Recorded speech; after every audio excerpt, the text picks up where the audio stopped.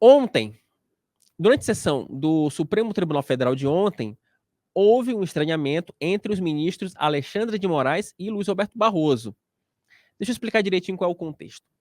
Ontem, o STF discutiu as chamadas sobras eleitorais, que são o seguinte: basicamente é um critério de redistribuição de cargos no poder legislativo das vagas que não são preenchidas pela votação proporcional. O STF decidiu que a regra, né, que essa regra, a regra atual, ela é inválida.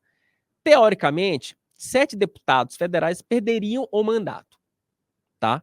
Teoricamente. Só que o seguinte, só que durante a discussão da modulação do voto, para quem não sabe, é o momento em que o voto ele é discutido, em que há uma aplicação desse voto, houve uma discussão sobre a aplicação do artigo 16 da Constituição.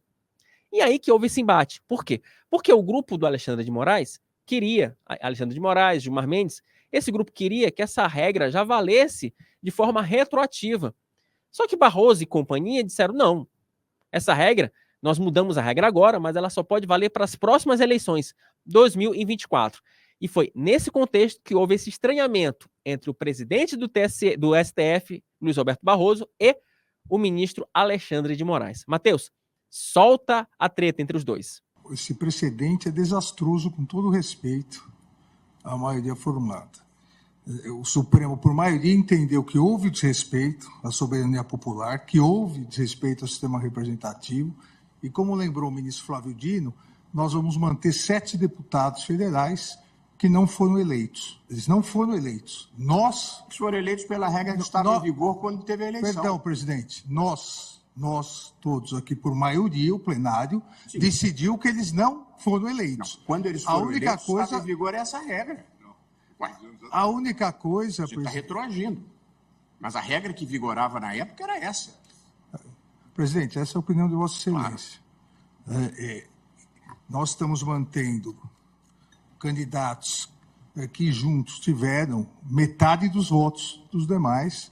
Eu afasto 16 e não modulo, presidente. Apenas observaria que uma mudança de regra antes das eleições é diferente de uma mudança de regra que importa na destituição do mandato de um deputado eleito pela regra que vigorava e diplomado pelo TSE.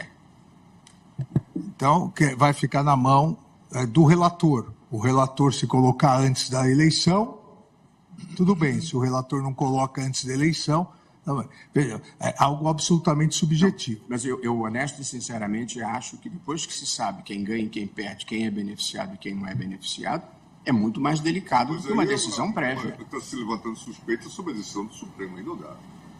Não.